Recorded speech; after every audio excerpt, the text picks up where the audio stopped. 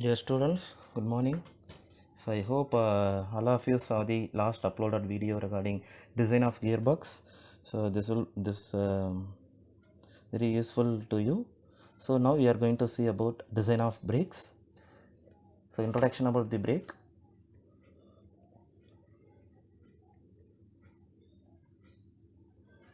So brake is a device by means of which a artificial friction resistance is applied to a moving machine member in order to retard or stop the motion of the machine.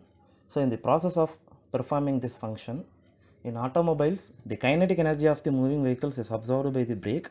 In hoist and elevators, the potential energy released by the objects during the braking period is absorbed by the brakes. So in most of the brakes, the energy absorbed by the brake is dissipated in the form of heat. So the friction is the main factor in the design of brakes. So next one, the design or capacity of brake depends upon the following factors. So first one, unit pressure between the braking surfaces, the coefficient of friction between the braking surfaces. So next one, peripheral velocity and projector area of project friction surface, the ability of brake to dissipate the heat equivalent to the energy being absorbed. So these are the basic capacity of the brake. So next, material for brake lining. So material for brake lining having the following properties. So first one, low wear rate and high heat resistance, high heat dissipation capacity, low coefficient of thermal expansion, and adequate mechanical strength, and also it should not affected by the moisture or oil. So these are the main properties of brake lining materials. So next one, types of brake. There are basically there are two types of brake: shoe brake and bond brake. In shoe brake there are two types: external shoe brake and internal expanding shoe brake. And bond brake also two types: bond brake and bond and block brake. So now we are going to design the shoe or block brake. In shoe or block brake there are two types: single shoe or block brake and double shoe or block brake. So first we take single block or shoe brake. So in this brake there are two cases. So first one, clockwise rotation of the brake wheel, and second one, anti-clockwise rotation of the brake wheel. So these are the terminologies used in design the brake. So first one, P, force applied at the end of the lever. RN, normal force pressing the brake block on the wheel. So small r is the radius of the wheel. 2 theta is angle of contact surface of the block. Mu is the coefficient of friction. F is tangential braking force or the frictional force acting at the contact surface of the block on the wheel. So these are the terminologies we are going to use to design the brakes. So next, note down some formulas. So tangential braking force Ft is equal to mu into Rn. Braking torque Tb is equal to Ft into R. So Ft is equal to tangential force. So substitute Ft value. So mu into Rn into R. So this is the braking torque. So if 2 theta value is greater than 60, we use mu dash instead of mu. So mu dash formula is there. Please note down the formula.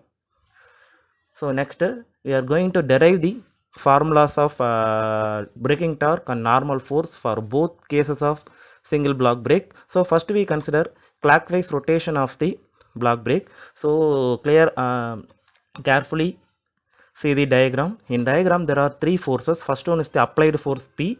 So second one reaction force R1, and third one tangential force Ft. So in this diagram the drum is rotated on clockwise direction. So P is the clockwise moment. So Ft is also clockwise moment. Rn is the anti-clockwise moment. So clockwise moment is taken as positive and anti-clockwise moment is taken as negative. So first formula, the summation of all the moment is equal to 0.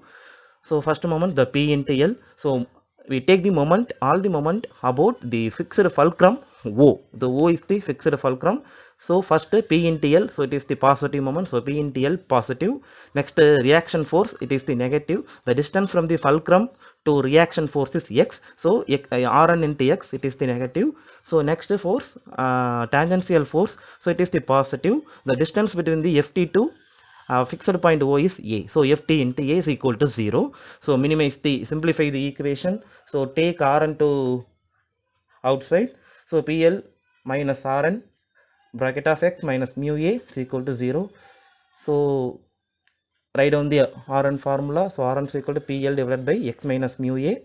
So breaking torque formula already we know. So breaking torque TB is equal to mu into Rn into R.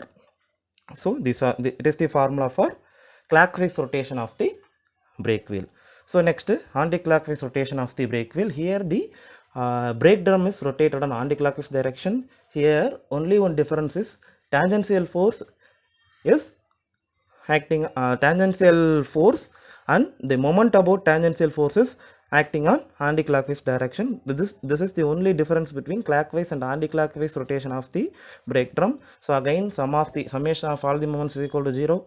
So write down the formulas, then simplify the formula. You can get the reaction force and then braking torque formula. Note down the formula carefully. So next, we see some of the formulas to design the brakes. So write down the formula. Dimensions of the block: Rn is equal to P into B into W. P is equal to pressure, P is equal to breadth, W is equal to width. So next, rate of the heat generated during the braking action. So rate of heat generated is equal to frictional force into average velocity. So frictional force is mu into Rn. V is the average velocity. So average velocity is the average of initial velocity and final velocity. So initial velocity is given in your problem. Final velocity of the brake is 0. So next, we must know about some parameters related to brake. So first one is the self-energizing brake and self-locking brake. So self-energizing brake is known as the frictional force helps to apply the brake with no external force. Such type of brakes known as self-energizing brake. So second one, when the frictional force is great enough to apply the brake with no external force, then the brake is said to be self-locking brake. So next, we shift out to problem. So first read the problem. A single block brake shown in figure. The diameter of drum 180 mm and the angle of contact 60 degree. If the operating force of 400 Newton is applied at the end of the lever and the coefficient of friction between the lining is 0.3. So you have to find out the torque. So second one, the rate of heat generated, and third one is the dimensions of the block. So the pressure is given. So the figure is given in your problem itself. So write down the given data. So diameter 180 mm, R is equal to 90 mm. So convert into meter. So applied force equal to 400 mm. 2 theta is equal to 60 degree. So convert into radians. Mu is equal to 0.3. N is equal to 300 rpm.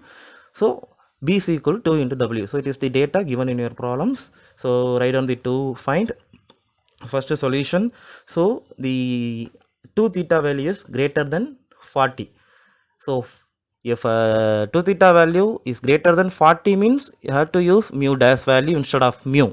So mu dash formula already we noted. So first find out the mu dash formula.